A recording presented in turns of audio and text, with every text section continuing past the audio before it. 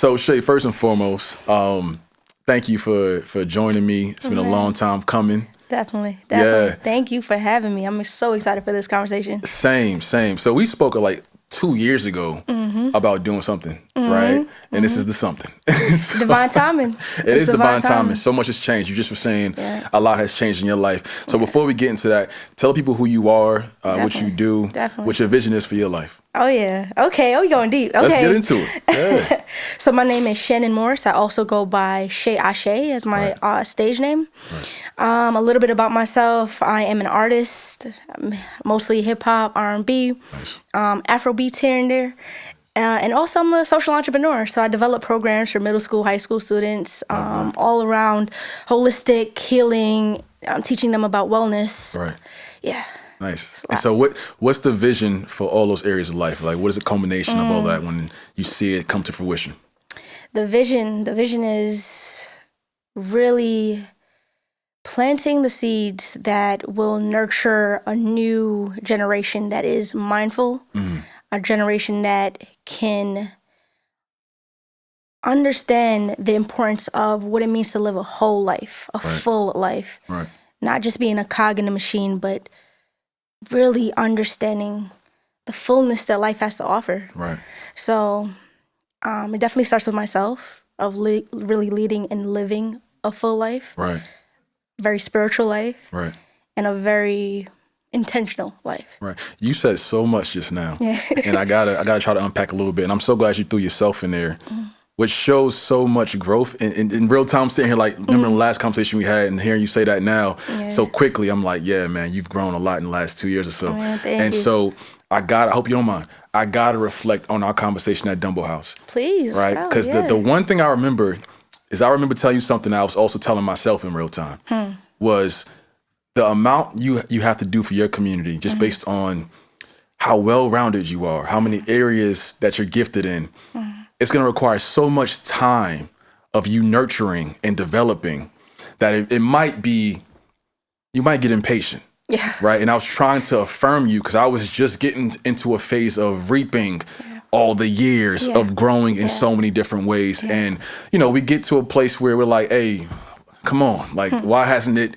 That's real. Hey, yeah. Where is it at? Right. That's real. And so I know you're still on the journey right now, but catch me up to speed. Where are you at in terms of your goals? What's been up?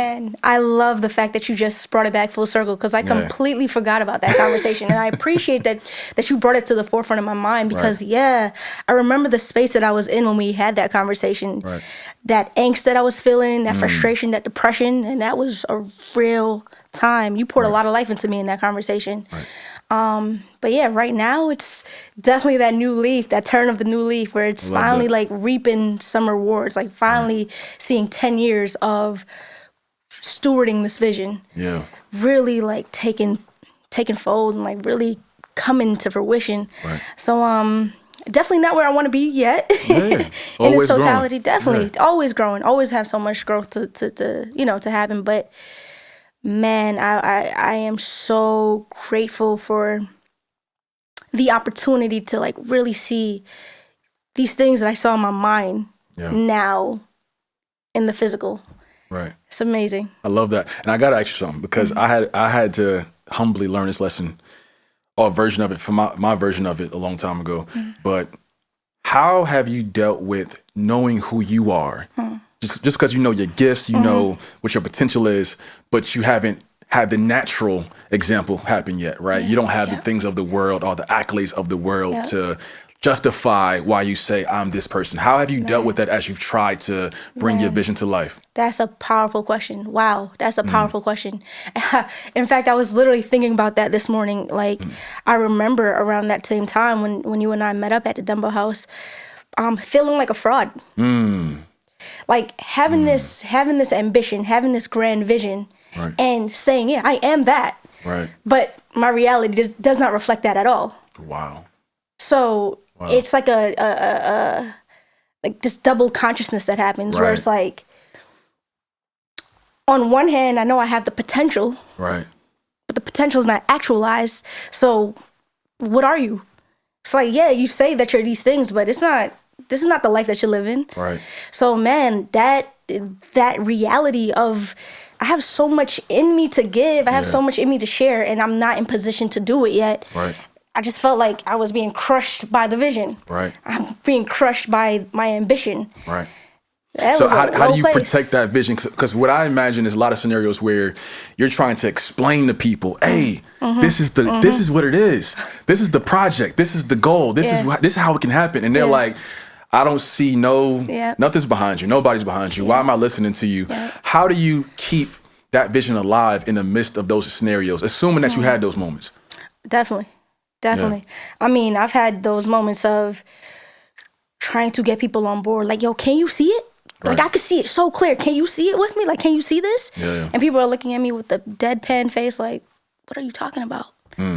Like, no, like, we have to do the practical. Like, go to school, get a job, like, worry about that. Right. And I'm like, yeah, okay, we can, but also there's so much more. Right. There's so much more for us to work towards. Right. So, yeah, it's very isolating. Yeah. It's very... I take a deep breath on that. Yeah, honestly, yeah, it's an isolating experience. Yeah. When you do have this vision that no matter, first of all, sometimes you don't even have the words to fully describe all that it is. To be honest, I feel like I'm not even doing a great job at it in this moment, where it's like there is so much more to be said, but I don't have the words for it sometimes. Right. So that's real. Yeah. And I got to hop in because I feel like, first of all, I think you're doing a good job. You said so many phrases already that I'm like, man, that's a great token. But like, I had the same experience, right?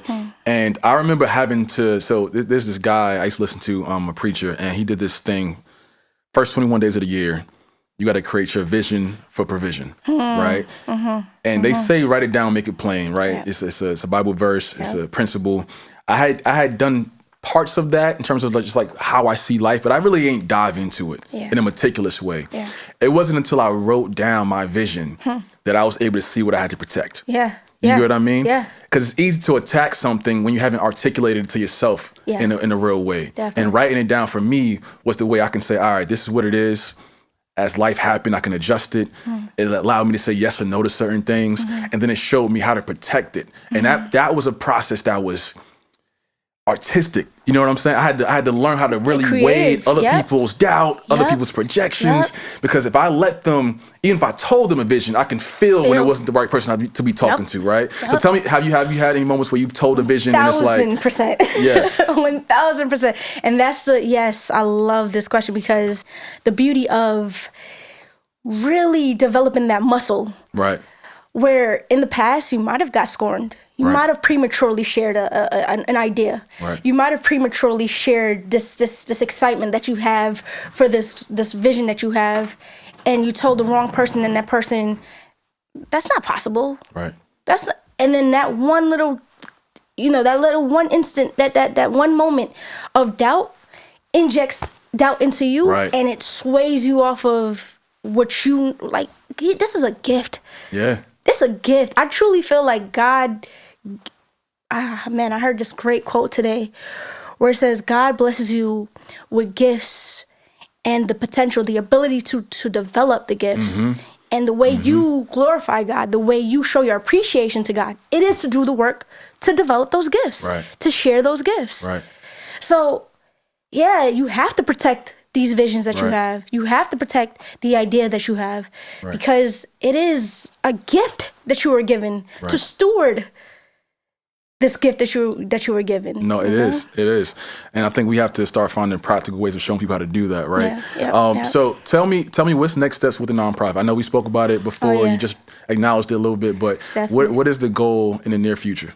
Definitely. So in this phase, I've been doing all these different fellowships. I've been blessed to have the opportunity to have won a couple grants for it. So nice. Congratulations. Thank you. Yeah. So in this moment, I am just honestly in the ground building phase of just like building out that foundation. Right. And honestly reinforcing the foundation. I think I've been blessed with the opportunity to have great mentors who've made way for me, who've opened doors for me. Shout out to Inspiring Minds, Katrina.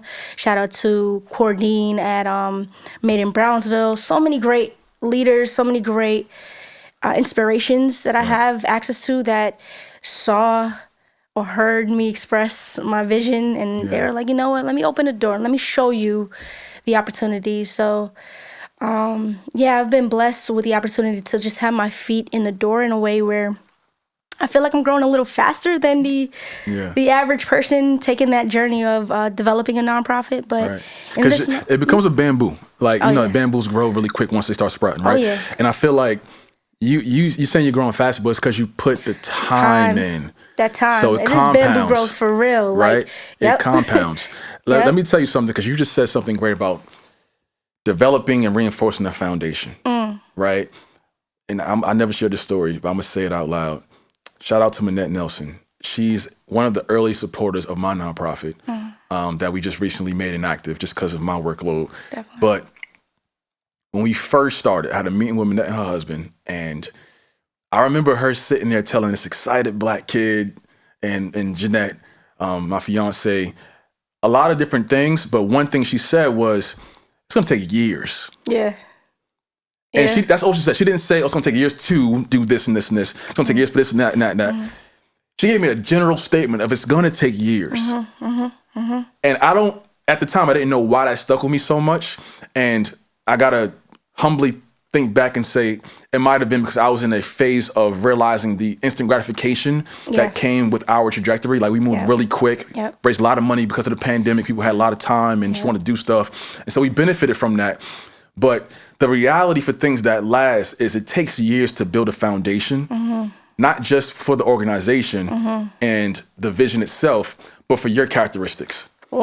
To be able to uphold the success that comes with that. That's real. You know what I'm saying? That's real. It's like, are you even prepared for that success? Because sometimes if you receive it too prematurely, and that's one thing I do think my ability to discern, because there have been opportunities where I had the ability to move fast in the music space or the nonprofit space. And even this year, I was offered the opportunity to sit with a bunch of different principals to get my programs in a bunch of different schools. And I said, no, not yet. To have that discernment to say, you know what, this is not the time, because I know that, one, the space where I'm in right now, I'd rather build it slow. Well, you know that saying, what's slow is for show, what's fast don't last. Literally, it's like, I'd rather build it really slow, because I know where I'm going. Right. So I don't want the fast success, because I don't know if I'm that person yet to even handle all of these different factors that you don't know what you don't know. So I'd rather take my time, learn, and become the person that I need to be holistically. Right. Making sure my mind, my body, my spirit is even in tune and prepared for that responsibility. That is growth. Right. And I think you said something so great. You don't know what you don't know. And a lot of times when we have a vision, we're limited by what we know. And not understanding the things we don't know that can expand that vision. I remember having a version. I talked about doing the vision of provision. I got like 8 versions now. And it's because I learned more and I realized, oh, that's too small.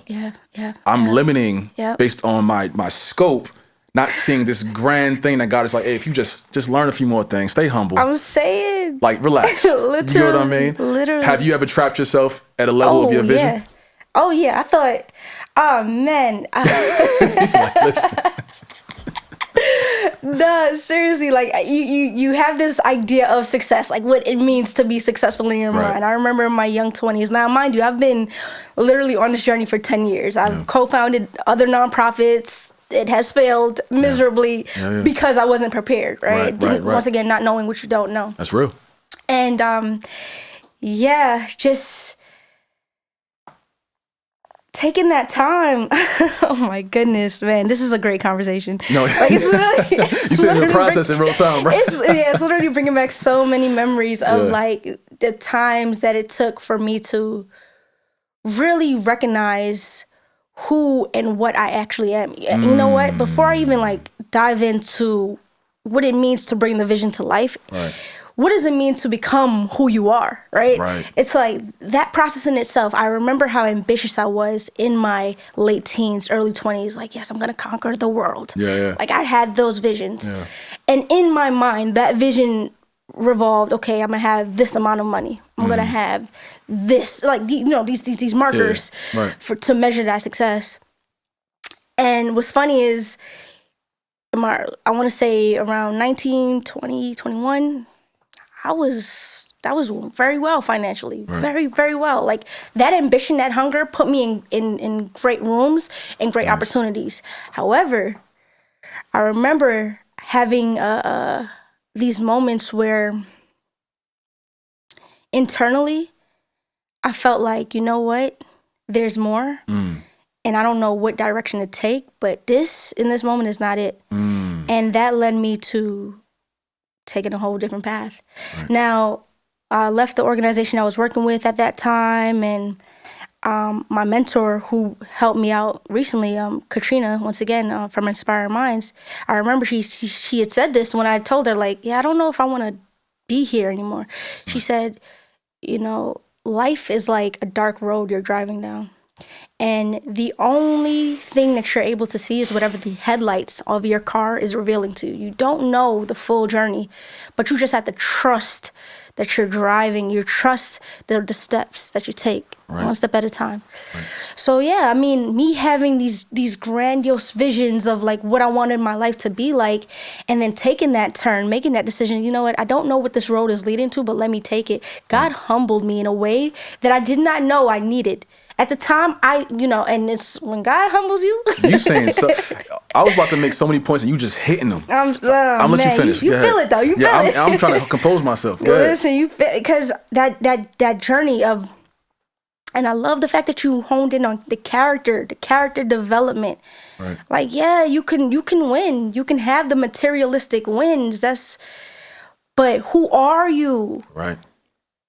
Because those wins can be your demise. Those wins can be the thing. And that I know for a fact, had I won the way I wanted to when I was 19, 20, 21, oh man, I don't know where I'd be in life right now. Right. I don't know where I'd be in life right now.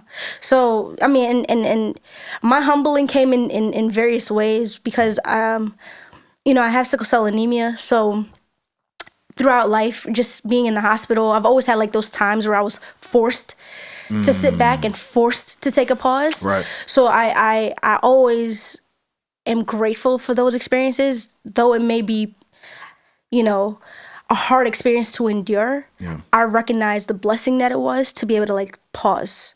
Nice. And like take those times. Right. But yeah, man. That perspective is so real. To recognize the blessing in those pauses. Mm-hmm. And the dope thing about still trying to bring the vision to fruition when you have to pivot, when you have to pause, and you have to expand it, is that when in hindsight you realize it still all made sense.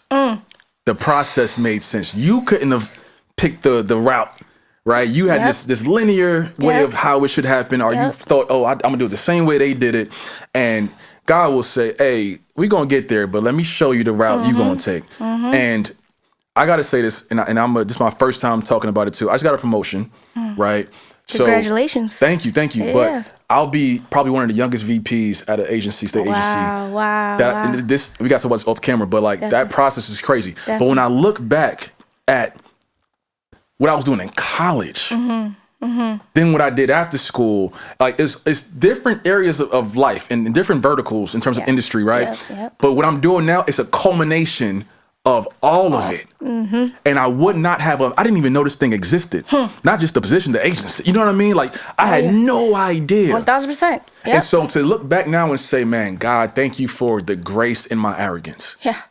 Thank you for keeping me when I was forcing something so small compared to what you had for me. I didn't even realize how great it could be. Right. I didn't even realize what this, man, you just spoke to something so powerful because I remember just wanting to be famous or just wanting to, and like the work that I'm doing now, Earl, though once it's, like I said earlier, I'm not where I want to be. Right.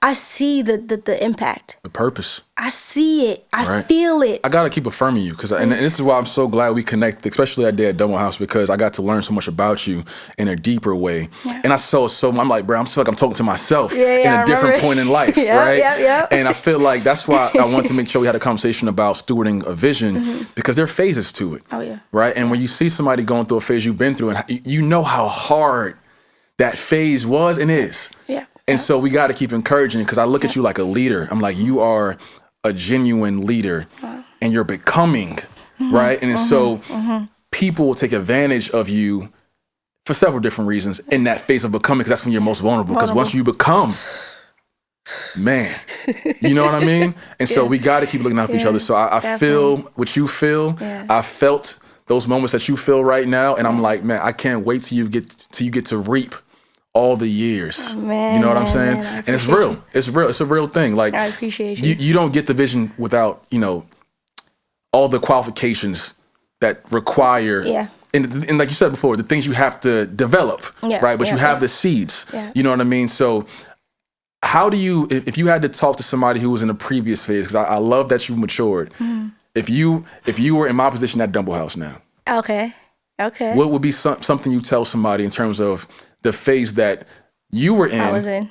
Yeah. But what is your version of guiding them and trying to get them to get out of that in a way where they see the light? Oh, all right. To speak a little bit deeper as to just where I was in my mind, right? Mentally, during that session at Dumble House. Oh man, this is my transition. I lived in California for some time. I lived in Georgia for some time. I lived in Florida for some time, traveling, and I was blessed with the opportunity to be around millionaires, billionaires in some cases, very influential people that most people want to be around. Right. And I remember somebody said, not everybody gets to pull up to this person's house, but you get the opportunity to. Right. And they said it as if I was supposed to be proud of it, but I wasn't. And I remember how it was really depressed. Like I remember how depressed I was while living in California, and it was an amazing opportunity being around all these great people. But internally, I just felt so out of place. Right. Not on my vision, not working towards my vision. Right. And returning also. One thing another layer to this that I'd like to add, and it's something that I still struggle with, in stewarding a vision and like really developing the businesses and developing myself, is balancing my life and like balancing grief and loss. Right. Because around, even recently, I lost a family member. Around that time in particular, I lost 2 family members, and I chose work over honoring their lives. I chose work over attending the funerals. And I cannot lie, I still do that. Like I just literally had an uncle who passed away. Literally yesterday was his viewing, and I did not attend because I'm like, I have to get work done. There's so much to do. And there's a level of guilt that comes with it. And at that point in time, at that turn, when I did meet up with you at Dumble House, I was riddled with the guilt of that. I was riddled with the grief because I chose work instead of having that grieving process. Right. So when it caught up, it hit me like a ton of bricks. And it was like, whoa, okay. And then the transition from leaving California to coming to New York and just stepping out on faith once again, leaving something that became the norm to something that is like, all right, I'm here, I'm back in New York City. It's time to get back to work. It's time to figure things out. Right. So, man, around that time, it was definitely one of the lowest points in my life. Like, I did not want to be here. Wow. I did not want to be here. I just felt guilty. I felt hopeless. I just felt lost. I was like, whoa, what is happening right now? So, man, yeah, considering all of that, considering the heaviness that I was feeling around that time period, I'd say to someone who is in that position or experiencing something similar, it is to breathe, because I didn't take that time I didn't take that time to just one breath at a time. You know, sometimes one step is too much. Sometimes it's that one breath. That's that grace, that holding grace. So yeah, breathe. That's breathe. powerful, man. I got nothing but love for you, Shay, man. That's powerful. I gotta, cause you sitting here saying scenarios where you chose working towards a vision over like the personal life, and I gotta connect with that. It's something I also haven't spoken about. I've lost friends because I've chosen to not go to baby showers and stuff like that. People who I still talk to, but the friendship just wasn't the same. Yeah. There was this code that was broken, and you justify it. This is what it costs. You know what I mean? This is what it takes. Sometimes it is. Other times, you might not be stewarding it properly. Yep. The vision might include community and being there and actually being intentional. And that's something I learned too. Yeah. That I've never admitted publicly, but I think I might have dropped the ball a few times myself. Yeah. You know what I'm saying? Yeah. And so I appreciate your transparency, because that is a vulnerable thing to have to admit. How are you doing that moving forward? If you feel like you're still in that space, do you plan on trying to shift that? Are you trying to make it more practical to balance it all? Yeah, I mean, man, it is still a challenge. I will not lie and say I have it figured out. I definitely don't. Right. And another thing, man, it is on one part, especially with loss, that's just like, it's a big one.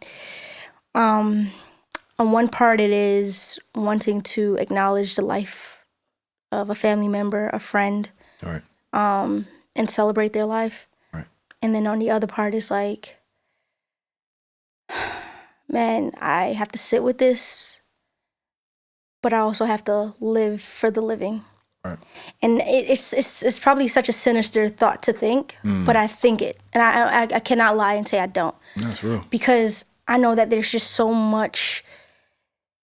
And I'll be quite honest, like I kind of say this sometimes, and I don't, because of my own personal battle with like sickle cell, I know how fragile life is. And I've been faced with my own mortality on multiple occasions. Right. And I mean in a real way where it could have been it. And because of it, I won't lie, it's given me like this relentless, I got to get it done because I don't know how much time I have. Wow. I don't know how much time. And that shit, like that thought sometimes. Yeah, like, so as much as I want to show up for the human experience, the everyday experiences that happen, the birthdays, the anniversaries. Right. I don't know how much time I got, so I'm trying to get it done. You saying that straightforward, but I understand the depths of that, and I could never understand to the level that you go through, obviously, but having that as a thought process, I understand why it's like, hey, any day. Yeah. You know what I mean? And that's something I've taken for granted. So I appreciate you saying that, because that is a fire that I think we all need as we're working towards creating or bringing to fruition a vision. With that, right, is there this fear that, this might be obvious, but I want you to talk more about it, the fear that you might not do everything you're supposed to do? Yeah. Oh, man. Yes. I think about it. I remember actually I was on a work retreat a couple of days ago, and somebody asked, if you were to pass right now, like, would you feel okay with, what you've done? Right. And immediately I was like, no, I have not. I would fight. I'm fighting to live right now because there's too much to do. I just... And I feel like I've matured in that perspective. I won't lie. Where even as I'm saying it to you right now, there's like once again, that double consciousness happening. Where on one hand I'm like, yeah, I'm gonna fight to live because I got so much more to do. Right. And then on the other hand, I'm like,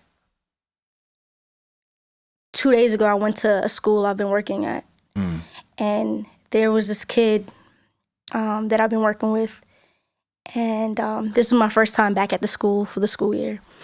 So he sees me down the hallway, and he brushes past everybody and comes and he embraces me. He just hugs me and he holds me for a good minute. And in the moment, I'm like kind of like this because I don't really like to. I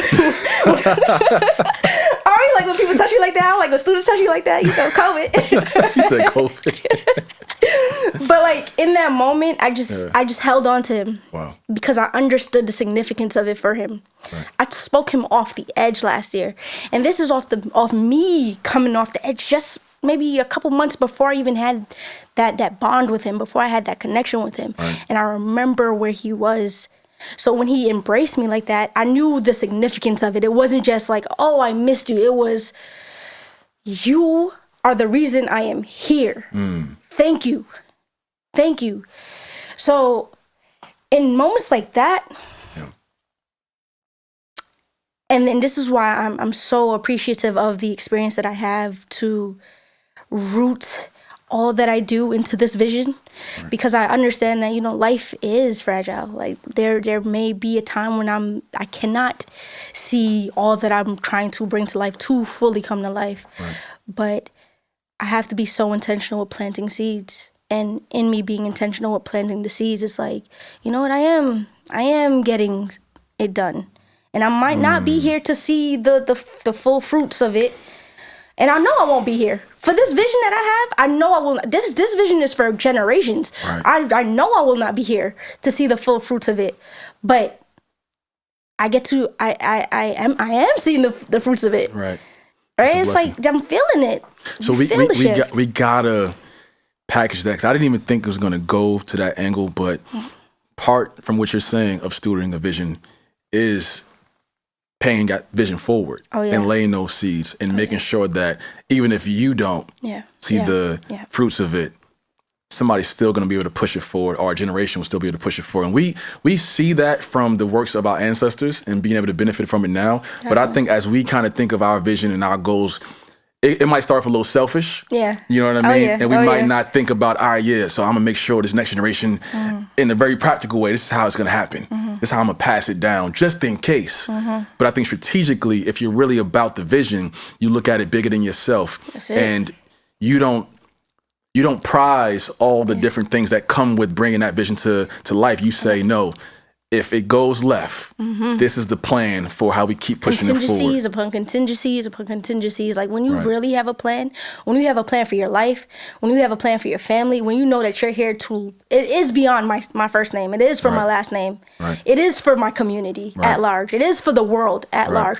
When you know the intent, when you know that it is beyond you, you have to think about every single day, how do I make sure that this is progressing? How do I make sure, you had mentioned earlier, you have to have a community. It's bigger than me. I cannot, no man is an island. To bring a vision to life, it's you have to engage. You have to kind of put that call out. Yeah. So we got to lean on that, because I was about to say that. Let's go. The fact that when you're in community, especially as creatives, right? Being around other creatives, it makes the vision bigger. You get to see more because somebody comes with a perspective or a skill set that then shows you, oh, it can actually be like this now. Yeah. You know what I mean? But if you're not in community and you're not able to kind of balance those relationships, you don't have as many moments where you're saying, all right, with your help, this can go way bigger. With your skills, it can go way further. Gotta check your ego at the door. Right. You gotta check as somebody who's stewarding a vision. Right. As somebody who has this grand idea.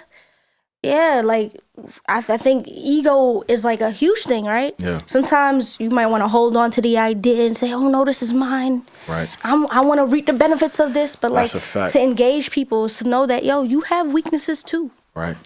And honestly, the vision will be that much more grand, that much more stronger, that much more impactful if you engage people who can do what you can't do. Right. Or who can do what you can do, but you guys do it together. Right. And a lot of people doing the same thing. Yeah. Wasting resources, right? Oh, yeah. That's just the reality of it. Oh, yeah. I had the humbling reality check for myself, and I was saying it earlier. So the nonprofit we have, Foundation of Freedom, I remember emailing my board a few months ago and I'm saying, hey, love y'all. I love the work we did, but I'm going to make it inactive. And it was because at that point, I knew I didn't have the capacity to push it in the right way. Yeah. I could pull some strings and make things happen to look active. But the vision for that work was already being pushed by Earn Your Leisure, Wall Street Trapper, 19 Keys, economically empowering the Black community.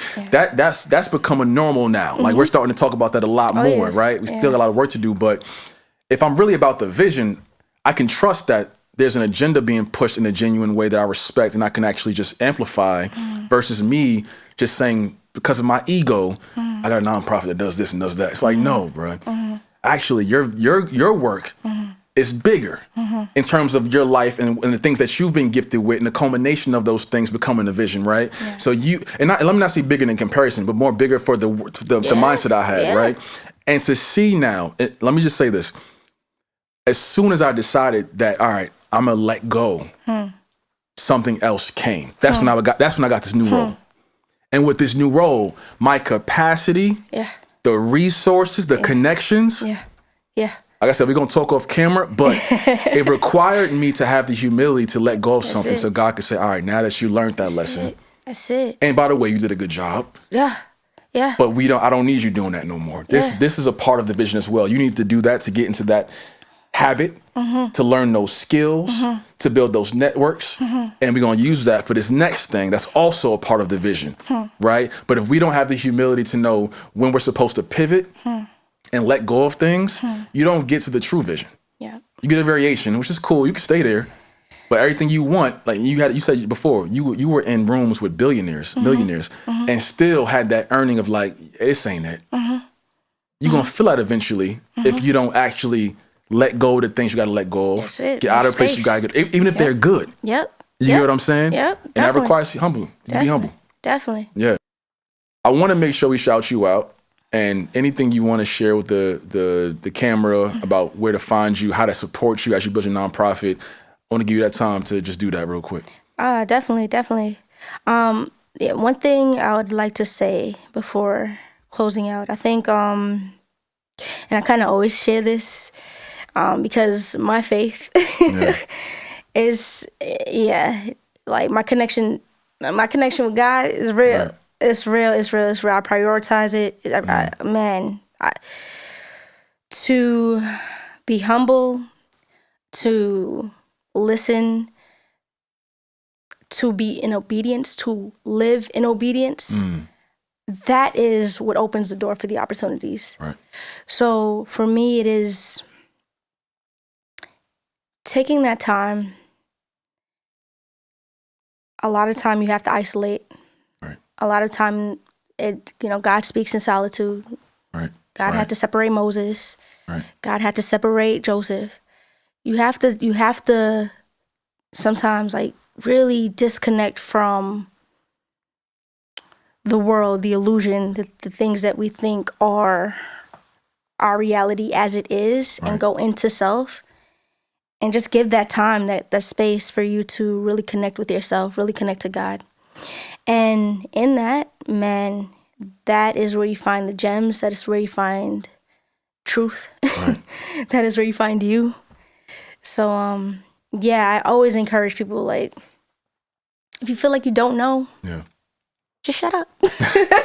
Just still. Just sit, be calm. Can I give you your love too? Because I respect the fact that you actually study. Because you didn't just study the Bible, you studied the Quran. Yeah. I remember you studied several different things. And we were speaking, I'm like, I was thinking of a concept that incorporated a lot of the text that had a lot of wisdom in it. And I remember saying, you're probably one of the only people I know who is that well-rounded, where you study so many different things. Because I was in the phase of doing that myself. But I think you were way further at the time, especially than I was. And so I'm like, I respect the fact that you seek wisdom. Man, wow, thank you. It takes that to be a good steward of anything. Yeah, definitely. You know what I mean? So thank you for doing that. Man, seriously. Thank you for acknowledging that, because I remember there were times, once again, with stewarding your vision and protecting your vision, there were times where family members did not understand what I was doing.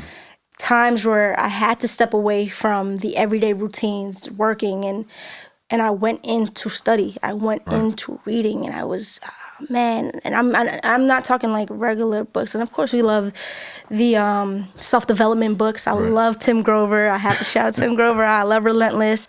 I love the 5 a.m. Club. We spoke about man, we've spoken about so many Outwitting books. the Devil, Atomic Habits. Yeah, Outwitting the Devil, like all of these Atomic Habits, all of these great books. Yeah. But to be honest, diving into the Quran, diving into the Bhagavad Gita, diving into Siddhartha and the Bible, all of these books, I'm the type of person, I don't want to throw the baby out with the bathwater. I'm not going to say I don't worship this religion, so there's nothing there for me.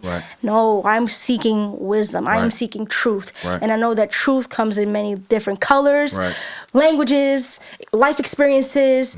So I'm looking for the truth. I'm looking for the wisdom, right?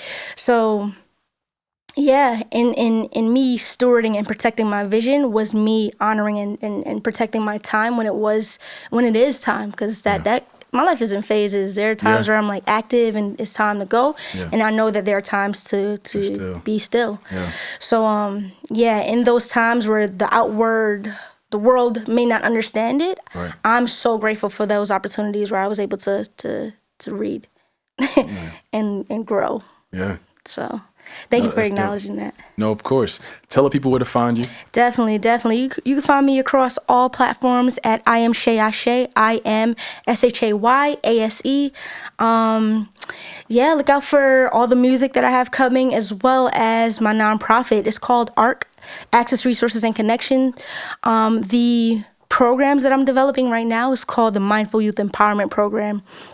It's my flagship program. So the Mindful Youth Empowerment Program is all around mentorship with a holistic approach. We bring in nutritionists, we bring in meditation teachers and sound therapists into these schools in Brooklyn where students just don't have access to these types of resources, and give them a holistic wellness experience when it comes to their development. We don't only focus on the academics, we focus on them as a human being. So yeah, man, I'm excited to continue to do this work, and I'm excited to continue to build with you, Earl. Like, yeah, me too. I'm excited. Listen, man. I'm excited we finally had a conversation, a recorded conversation. Oh yeah. I've been waiting for a minute, man, and this was so fruitful. I appreciate you taking the time to come out, seriously.